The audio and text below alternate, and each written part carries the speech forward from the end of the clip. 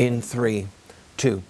The Supreme Court of the United States has refused to hear an appeal from 5 states in the Union regarding the definition of marriage. And John Boehner, Speaker of the House, hard on the campaign trail, raising money, your money, for the advocates of child killing and same-gender marriage. And one small island of resistance, 1,500 American pastors telling the IRS, get lost.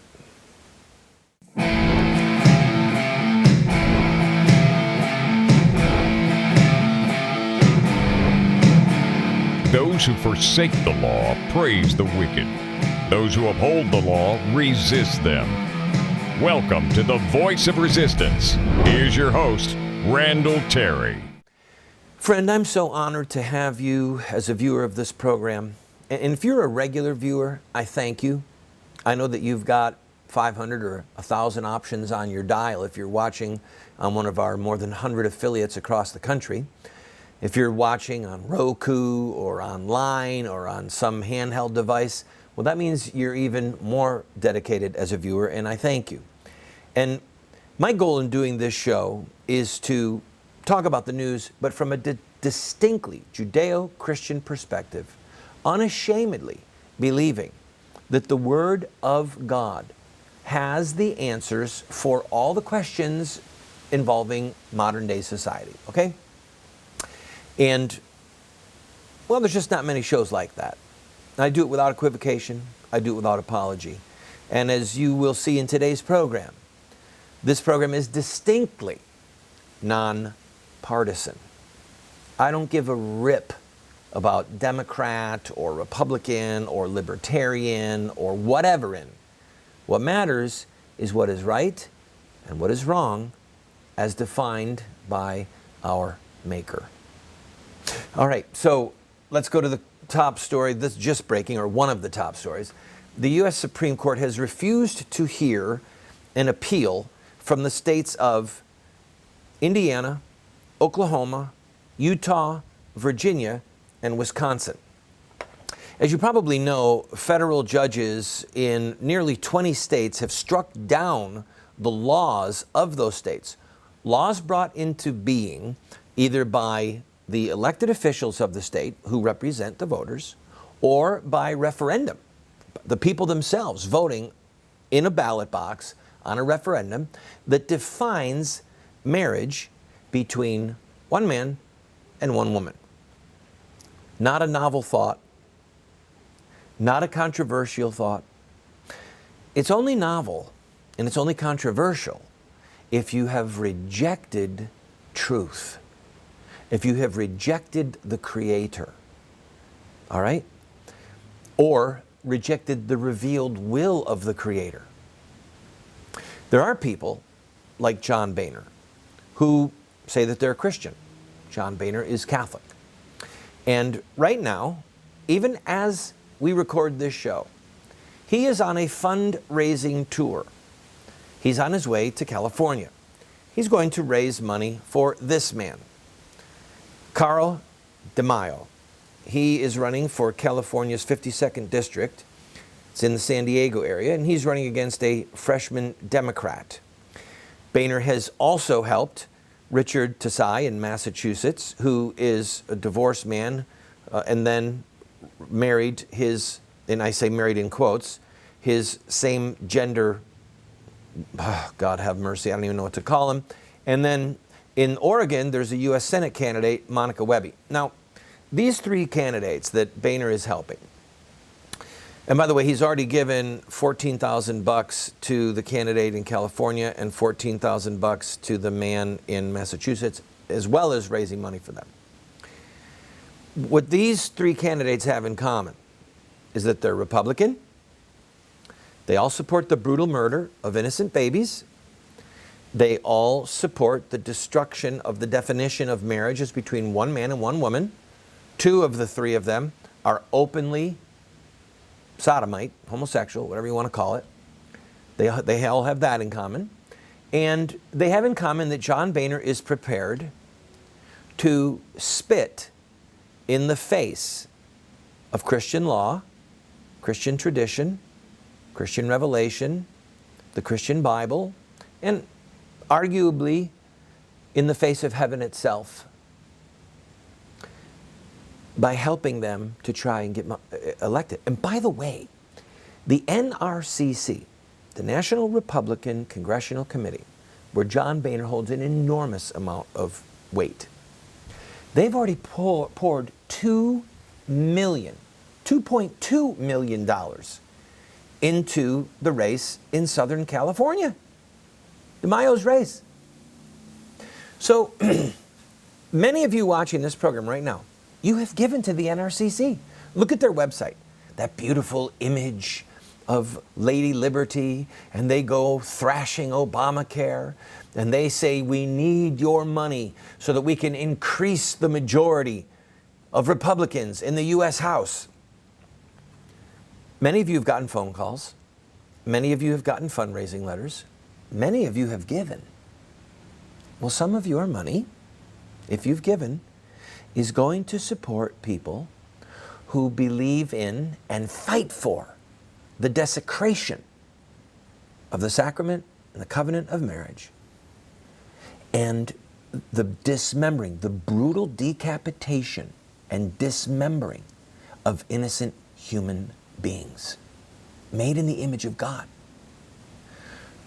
Do you want your money paying for the legalization of the brutal murder of God's children? We'll talk more about all of this when we come back from this break, but my simple advice to you is never again, for the rest of your life, give 1 red cent to the Republican National Committee, the National Republican Congressional Committee, any other Republican committee. Don't give a penny, because the coffers, the checkbooks, are controlled by traitors. Who was it that kept the money for the 12 apostles? Judas.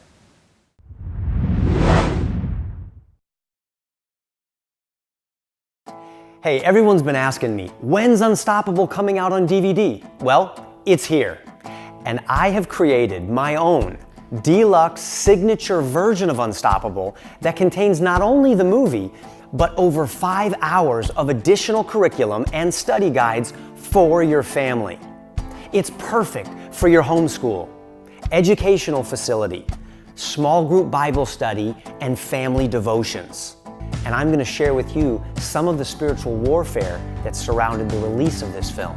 This box set also includes extended scenes, new music videos, the inside scoop on the whole Facebook controversy. So what are you waiting for? I made this special version with my family in mind, and I know your family will be blessed by it too. Unstoppable 2.0 Deluxe Signature Version, available only here at KurtCameron.com. I can't wait for you to experience what's inside.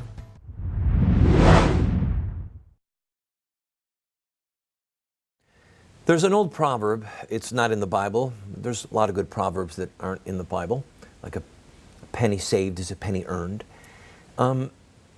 This proverb says, happy is the man who always has the day of his death before him. Happy is the man who always has the day of his death before him.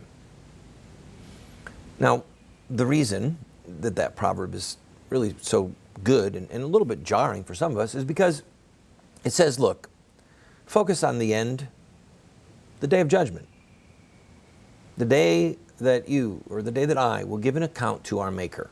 Happy is the man, blessed is the man who always has that day in front of him, because it's going to make him stop and think, all right, if I die tonight in a freak plane crash or a house fire or a car accident, or I slipped and fell in the bathtub and hit my head and died, and I had to stand before God, would I want to be doing today, saying today, failing to do today what I should be doing, and then face my Maker? So picture John Boehner or the leaders of various Republican fundraising machines who say that they're pro-life and who say that they are pro-marriage. Now picture them standing before their Maker and God asking them, what did you do? Why did you do it? Well, John Boehner saying, I was raising money for these Republican candidates. I know, maybe the angel says, I know. Why were you doing that? Well, I wanted to get a majority in the U.S. House, or asking a Senate fundraiser. Well, I wanted to get a majority in the U.S. Senate and keep the majority in the U.S. House. So you raised money from Christian people to give to people who wanted to do this to my babies, and maybe the angel or the prosecutor, however it's going to work on the day of judgment, shows images of babies that were ripped apart and then flushed down toilets or ground up, put in sewers, or bodies thrown in landfills, bodies desecrated. What do you think these people will say? What could they say? Lord, I put the party ahead of you. I put a Republican majority ahead of innocent life. I put inclusion in the Republican Party ahead of the sacrament, the covenant of marriage. I helped people that were openly in defiance of you. Again, I've never been to the day of judgment, and I'm daily trying to prep my own soul for that event, which will come to all of us. It is given to man once to die, and after that, the judgment. So I don't know how it's going to work. I don't know if an angel reads all the deeds, if there's a film plate, I don't know. But we know that every word, every deed, it's there, with the exception of the ones that are washed away by the blood of Christ, that have been properly repented of, okay? Those, as far as the east is from the west, so far has he removed our transgressions from us. That's wonderful news for all of us sinners down here. But the ones that are committed in open defiance and not repented of, like helping enemies of God to try and get into power, if someone were to face God after such a horrific act of treachery, what are they going to say? What are they going to do? We have an obligation to stand for what is true and right. And as I've watched the reaction of some Christian, I don't want to call them leaders, I don't know what they are. People like Tom Minery and Tony Perkins. Well, I don't even know what to think. I'm going to read to you a paragraph or two from a letter that they sent to Boehner and to McConnell saying, look, we're not on board with you raising money for these people. And then I'll let you draw your own conclusions. Well, maybe I'll give you one or two of my own as well. We'll be right back. Maybe not.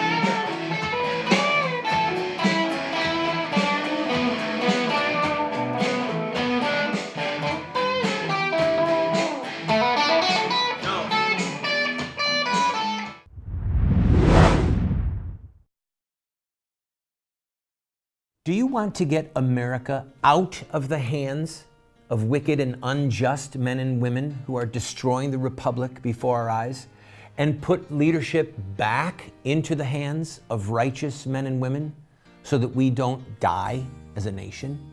Well, you're talking about social revolution, and there are rules in social revolution. We can look at the victorious social revolutions of the past, such as the end of slavery, the end of child labor, women's voting rights, the end of segregation, and so much more, and learn from their victories. Look at their actions, their images, their rhetoric, their sacrifices, and their final fruit. We will send you this series that originally cost $129, 7 books for students, 1 teacher's guide, if you'll give a gift of any size and just pay for shipping and handling. Take advantage of it today.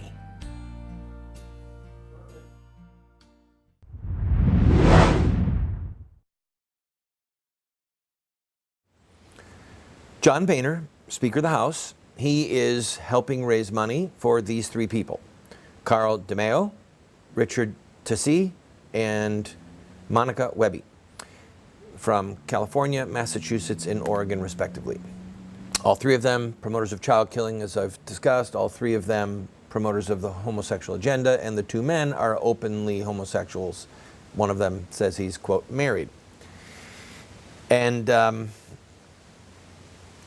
Brian Brown from the National Organization of Marriage, Tony Perkins from Family Research Council, and Tom Minery from Citizen Link, also from Focus on the Family, wrote a letter to Boehner, to McConnell, and in it they say, "We cannot in good conscience urge our members and fellow citizens to support candidates like DeMeo, Tessy, or Webby."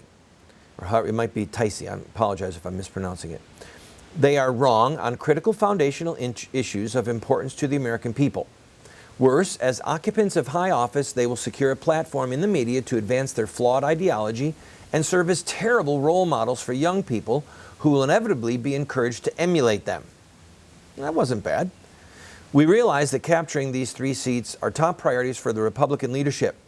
It is most unfortunate that the support of DeMeo, Tessy, and Webby by various Republican leaders puts us at odds with your objectives.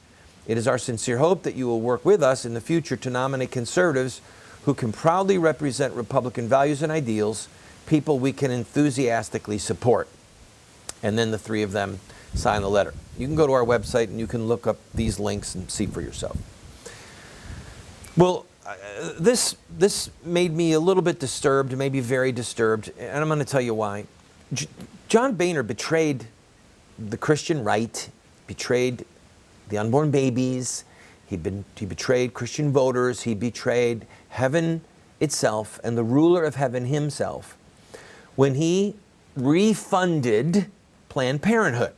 Okay? You may remember that in 2010, the Republicans took control of the House.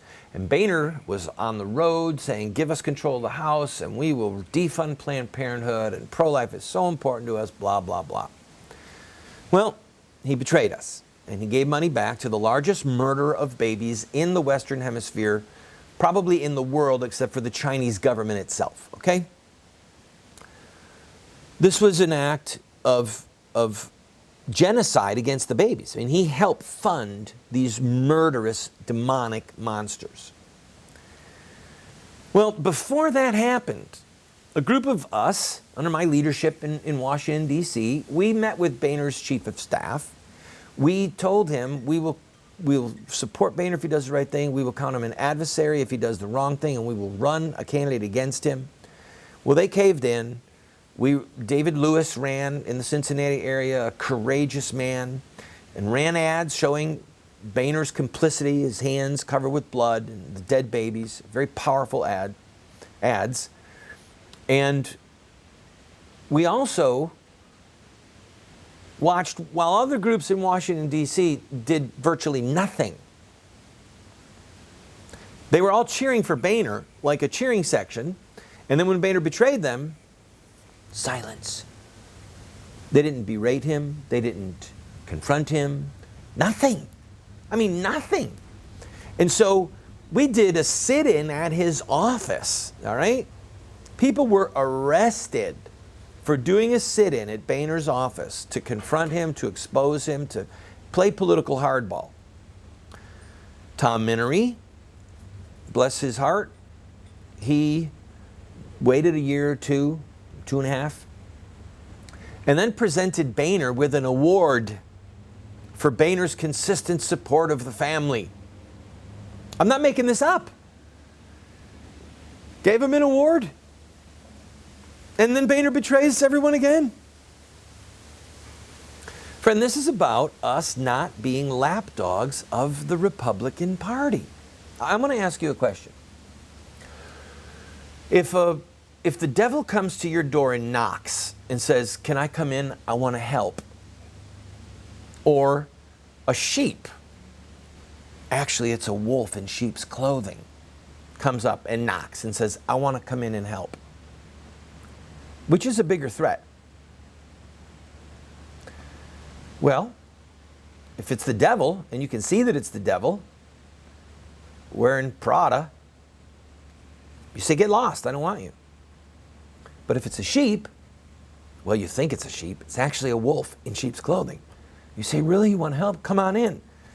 And once the wolf is inside, then the havoc begins. Then the carnage begins. That's what we have with people like John Boehner. And unfortunately, we don't have shepherds in the political realm, such as these people, Brian Brown, Tony Perkins, Tom Minery. They should have been, put the verb in you want, exposing, confronting, berating, condemning, whatever, challenging, holding feet to the fire, whatever you want to say. They should have been going after John Boehner for years.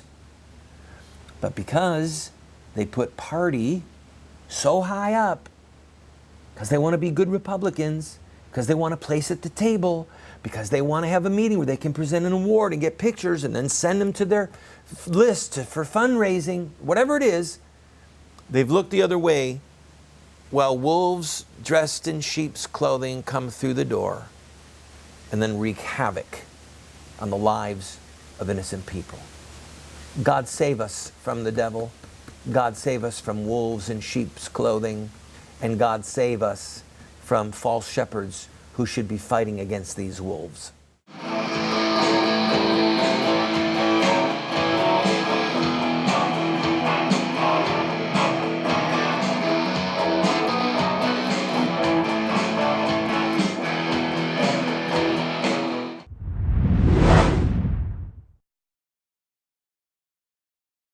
I have been a leader in the pro-life movement for 30 years. And sadly, we have not prevailed in our goal to make it a criminal act to kill an unborn baby. There's reasons why we have failed. I wrote this book, A Humble Plea, to Catholic bishops, to evangelical clergy, and to lay people, explaining where we went wrong and what we have to do to prevail. We've made this available as a PDF online for free. I encourage you to go and download your own copy.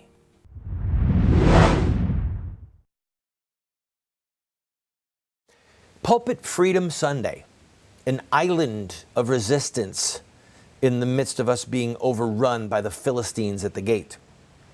1,500 churches, pastors, I might want to point out, participated on October the 5th in naming names. There's an election coming up, and these pastors defied the IRS. They defied the Johnson Amendment. They took the bridle and said, no, I won't wear it. They took the muzzle and they threw it in the garbage and said, no, it's a part of our heritage to name names. I mean, John the Baptist named Herod, okay? Jeremiah named the kings of Israel. If you go through the scriptures, if you go through church history, if you go through early American history, you see that men of God, prophets of God, are naming the names of the wicked and calling on people to resist them. I mean, can you imagine the apostles saying, there's a man somewhere, we won't say who authorized the killing of babies in Bethlehem. We're not going to talk anymore about that. But he's up for re-election. Oh, okay, we won't say anymore. No. If Herod was running for office, you better believe that he would have been defied. Okay? He would have been defied by the courageous, godly leaders of the day. Not so today, mostly, but these 1,500 men participated in Pulpit Freedom Sunday. One of them, Jim Garlow, in Southern California, in the San Diego area, he put up a big website on his screen, Republicans and Independents for Scott Peters. Now, what he said was, Scott Peters is the guy that's running against that homosexual that we covered earlier in the show, Carl DeMaio. He said, look, DeMaio's a Republican, but he wants to kill babies and he wants to have homosexual marriage, and therefore he doesn't want religious liberty, and we have to keep him out of office. We've already lost the Democratic Party. He said, let's just go ahead and deliberately torpedo this guy. Now, I probably would have advised just don't vote in that election. He's going a step further. He's saying vote for the really wicked Democrat because we cannot allow the really wicked Republican into our camp, because if he prevails, he's going to corrupt the whole camp. Oh yeah, a wolf in sheep's clothing.